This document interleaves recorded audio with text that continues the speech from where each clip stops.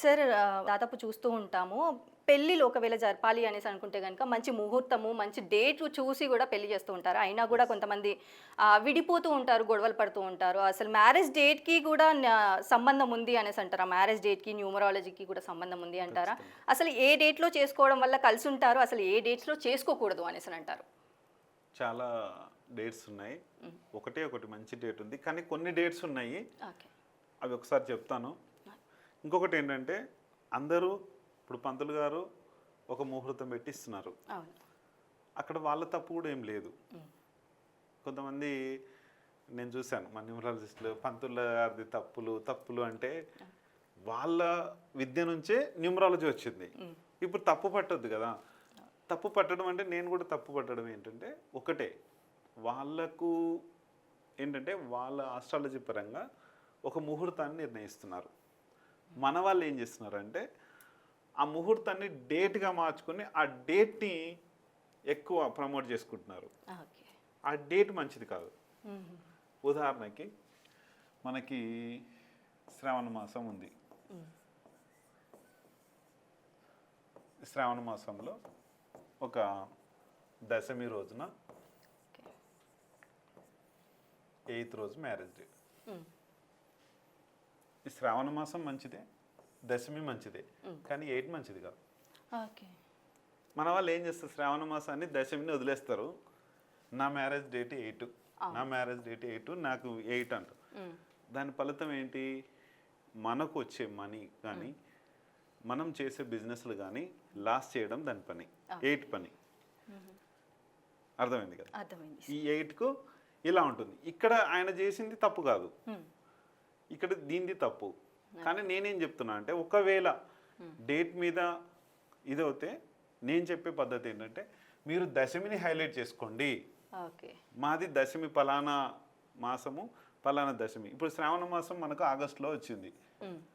ఇప్పుడు మనం ఏంది 8 అంటాం. అవును. ఆగస్ట్ 8. 8 అంటాం. ఇప్పుడు ఉదాహరణకి చిన్న ఈ మధ్యకాలం చాలా ట్రోలింగ్ అయింది ఒకటి. ఆ, నాగ చైతన్య గారిది ఎంగేజ్మెంట్ కొత్తది 8/8/2024. ఇది కూడా 8 అవుతుంది.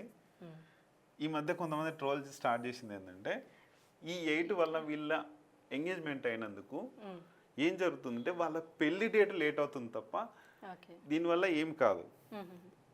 దీనివల్లనే ఎన్కన్వెన్షన్ పోయిందని చెప్పేసి రూమర్స్ స్టార్ట్ చేశారు. అవును సార్. దీనివల్ల లాస్ అయింది అని. అవును. కానీ దీనివల్ల వాళ్ళ మ్యారేజ్ డేట్ లేట్ అవుతుంది. ఓకే. మ్యారేజ్ డేట్ ఏదైతే ఉందో అదే ఫోకస్ అవుతుంది తప్ప వాళ్ళ లైఫ్ మీద ఎంగేజ్మెంట్ డేట్ కాదు. ఓకే. అది క్లియర్. ఇంకా మ్యారేజ్ డేట్స్ ఇలా పెట్టుకోవచ్చు. ఓకే. ఏ మ్యారేజ్ డేట్స్ బాగుండవు?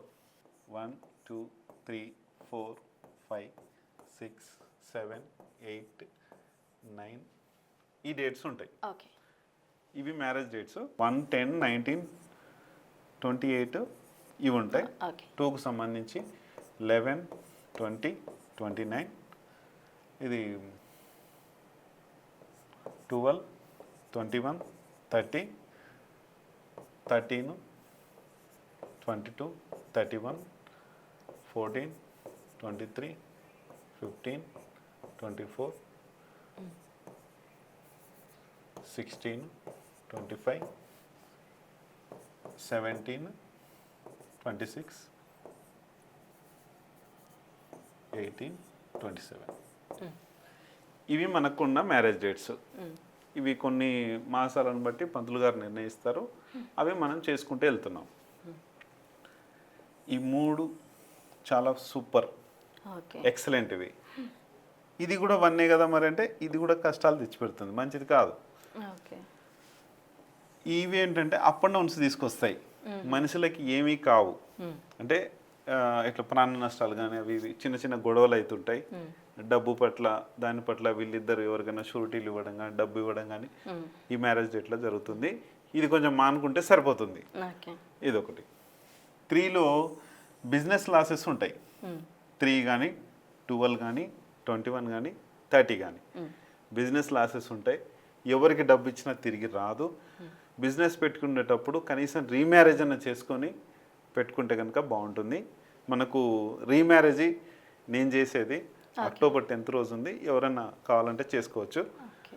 ఇక్కడ 4, 13, 22, 31 ఇది ఎప్పుడు లైఫ్లో వాళ్ళకు గొడవలు కానంటి రోజు అంటూ ఉండదు.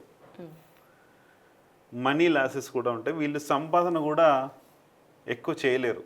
ఓకే. ఎందుకంటే నా వల్ల కాదు, నేను చేయలేను అన్న ఇదిలో ఉంటారు వాళ్ళు. ఓకే. 5, 14, 23 ఇది డైవర్స్ కేసులు ఎక్కువైతుంటాయి దీంట్లో. వీళ్ళకి కూడా సత్సంబంధాలు ఉండవు, హెల్త్ ఇష్యూస్ కూడా స్టార్ట్ అవుతాయి. ఆ health problems plus money problems కూడా వస్తాయి వీళ్ళకి. ఓకే. ఎక్కువ ఈ 5, 14, 23 వాళ్ళకి గైనిక్ ప్రాబ్లమ్స్ వస్తాయి, లేడీస్కి హెల్త్ ఇష్యూస్ కూడా ఉంటాయి. 6, 15, 24 లేడీస్కి కానీ జెంట్స్కి కానీ ఎఫైర్స్ ఉంటాయి, ఇల్లీగల్ ఎఫైర్స్ దీంట్లో. ఓకే. ఇది కేర్ఫుల్, వాళ్ళు ఎవరైనా చేసుకున్న వాళ్ళు ఉంటే కనుక మీరు కొంచెం ఎక్కువ జెంట్స్కి ఉంటాయి, ఓకే. లేడీస్ కొంచెం తక్కువనే ఉంటాయి. ఎవరో కొంచెం వాళ్ళ విధి విధానాలను బట్టి ఉన్నారు. నేను చాలామందిని అడిగాను, కరెక్ట్ అన్నారు, అది వాస్తవం. ఇది కొంచెం కేర్ఫుల్ చూసుకోండి మీరు. 7, 16, 25 ఈ మ్యారేజ్ డేట్లలో ఎక్కువ వైఫ్ అండ్ హస్బెండ్ దూరం ఉండడం కానీ, లేకపోతే దగ్గర ఉంటే వాళ్ళకి హెల్త్ ఇష్యూస్ రావడం కానీ, ఒకవేళ చాలా ఇష్టంగా ఉంటారు వీళ్ళు దగ్గర ఒకటి ఇంట్లో ఉండి చాలా ఇష్టంగా ఎప్పుడైతే ఉంటారో వాళ్ళకి యాక్సిడెంట్ రూపంలో ఎవరో ఒకరు చనిపోవడం జరుగుతుంది, వైఫ్ కానీ హస్బెండ్ కానీ.